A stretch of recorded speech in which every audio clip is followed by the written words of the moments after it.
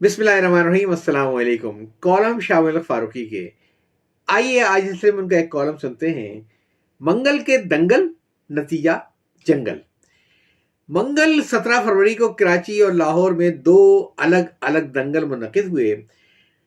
शहरों की तरतीब कायम करने में मैंने इस बात का ख्याल रखा है कि कराची के दंगल के असल पहलवान थे साबिक सदर पाकिस्तान जनाब फारूक लगारी साहब, और लाहौर वाले दंगल के पहलवान थे साबिक चीफ जस्टिस मुकर्रर रिटायर्ड जज सुप्रीम कोर्ट जनाब सज्जाद अली शाह साहब।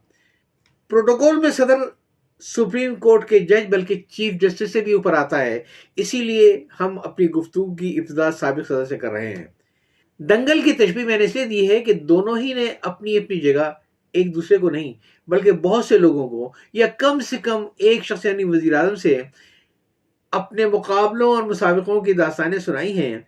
वजीर आजम की हद तक तो दोनों की सोच एक है, लेकिन अपनी अपनी हद तक मुख्तलिफ। यानी फारूक लगारी साहब एक नई सियासी जमात बनाने के लिए लंगोट कस रहे हैं। अपने एजाज में मुनक़द एक सेमिनार में उन्होंने कहा कि पाकिस्तान में एक खला पैदा हो गया है जिसे पुर करने के लिए एक नई सियासी जमात की ज़रूरत है। खुदा जाने वो कौन सा खला था जिसे बेगम मुर्तज़ा भुट्टो, नवाबजादा नसरुल्लाह खान, इमरान खान, पीर पगड़ा, मिर्जा असलम बेग और हुसैन हक्कानी की जमातें अलग अलग भी और मिलकर भी पुर न कर सकी। ये खला तो मालूम होता है कोई खाला ही पुर कर सकती है, मगर खाला को तो इनकी बेटी ने पूरी इज्जत और तकरीम के साथ खुड्डे लाइन लगा दिया है कि उन्हें खुद भी हर तरफ खला ही खला नजर आ रहा है। जनाब लगारी ने मौजूदा हुकूमत के बारे में कहा कि ये अपने भारी मैंडेट के बोझ तले तेजी से डूब रही है। शुबा तो हमें भी यही हो रहा है कि जब समुंदर में कोई जहाज डूबने वाला होता है तो उसके चूहे कई दिन पहले ही उसे छोड़ भागते हैं। फारूक लगारी साहब भी इस्तीफा देकर नवाज शरीफ हुकूमत को डूबने के लिए छोड़कर भागे या छोड़ गए।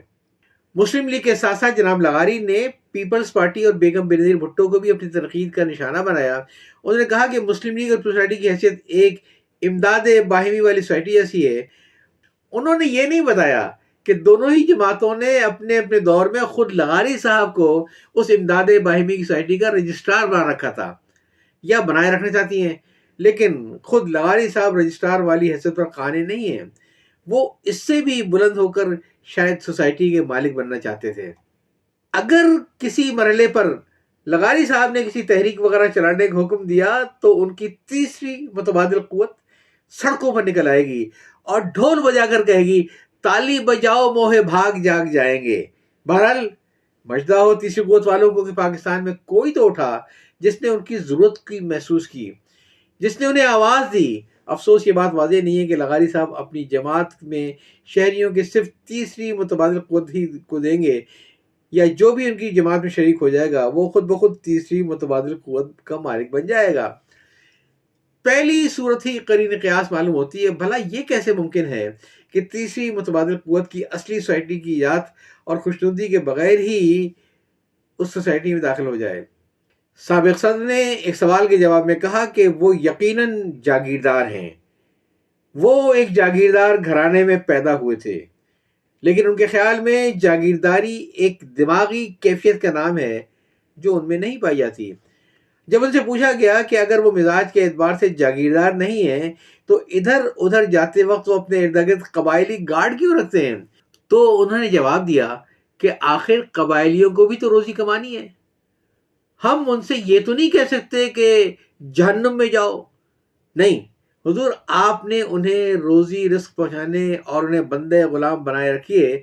हम उनसे ये कहिए कि जन्नत में आओ, एक जंगल अल्लाह ताला की है और एक हमारी।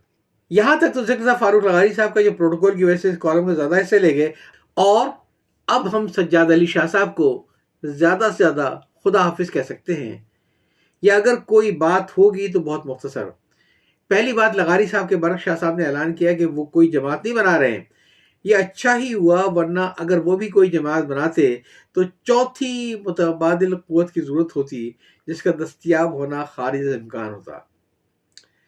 उन्होंने कहा कि अपनी उम्र का मसला उन्होंने सिर्फ रिकॉर्ड की दुरुस्तगी के लिए उठाया था, यानी उनका कतन ये मकसद नहीं था कि उन्हें इजाफी मुद्दत के लिए नौकरी करने की इजाज़त दी जाए। اگر معاملہ صرف ریکارڈ کی درستگی کا تھا تو یہ اچھا موقع ہے کہ نوکری سے فارغ ہونے کے بعد اور کسی بھی نئی جماعت کے وغیرہ جھنڈ میں پڑے بغیر شاہ صاحب کے پاس وقت ہی وقت ہے. ریکارڈ کا مطلب تعلیمی ریکارڈ اور ظاہر تاریخ پیدائش کا اندراج صرف میٹرک سیٹ میں ہوتا ہے. لہذا اب وہ سیکنڈری بورڈ کے چکر لگانے شروع کر دیں اور ریکارڈ میں اصلاح کروا دیں تاکہ جب دو فرشتے سوال کریں تو وہ انہیں بتا سکیں کہ وہ 1933 میں نہیں بلکہ 1934 میں پیدا ہوئے تھے. شاید یہ جواب سن کر انہیں واپس بھیج دیا جائے کہ یہ تو غلط بندہ آ گیا ہے.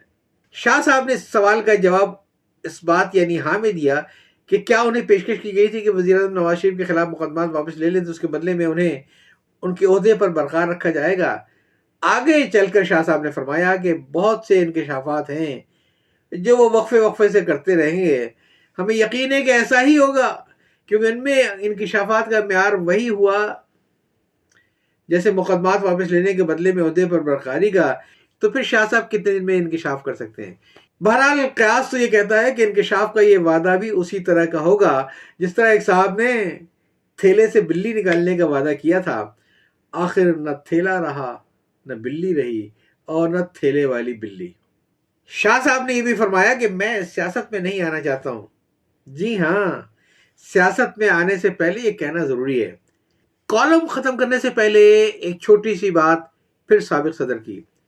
کراچی سے شائع ہونے والے شام کے روزنامے میں برکت علی صاحب کا یہ بیان شائع ہوا ہے کہ انہیں اطلاع یہ ملی ہے کہ سابق صدر جو نئی پارٹی بنانا چاہتے ہیں اس کا نام وہ پاکستان عوامی لیگ رکھنا چاہتے ہیں. برکت علی صاحب نے متنبہ کیا کہ اس نام سے ایک جماعت 1986 میں پاکستان الیکشن کمیشن کے پاس رجسٹرڈ ہو چکی ہے جس کے چیف آرگنائزر برکت علی صاحب ہیں اور مولانا ارشاد اللہ تھانوی اس کے سربراہ ہیں. برکت علی نے فاروق لغاری کو دعوت دی ہے کہ انہیں پاکستان عوامی لیگ کا نام اتنا پسند ہے تو وہ ان کی جماعت میں شامل ہو جائیں. ہمیں یقین ہے کہ لغاری صاحب کو یہ نام تو بہت پسند ہوگا کیونکہ مزاج کے اعتبار سے وہ جاگیردار نہیں ہیں لیکن یقیناً وہ عوامی ہوں گے. مگر سوال یہ ہے کہ اس جماعت کے چیف آرگنائزر اور سربراہ کے عہدے تو پہلے ہی تقسیم ہو چکے ہیں. اب لغاری صاحب کے لیے کون سا عہدہ باقی بچا ہے؟ بہتر یہ ہوگا کہ وہ اس جماعت کے پروپیگنڈا سیکرٹری ہو جائیں. ان کو تقریریں کرنے کا بہت شوق بھی ہے، وہ پورا ہوتا رہے گا اور پاکستان عوامی لیگ کو پرواز بھی مل جائے گی. اگر لغاری صاحب اس جماعت کا احترام کریں گے تو پھر برکت ہی برکت ہوگی. حسبنا اللہ و نعم الوکیل. تو کالم آپ نے سنا منگل کے جنگل نتیجہ دنگل، جسے لکھا جناب شاہ ملک فاروقی صاحب نے اور شائع ہوا 3 مارچ 1998 کو. یاد چاہتا ہوں. اللہ حافظ.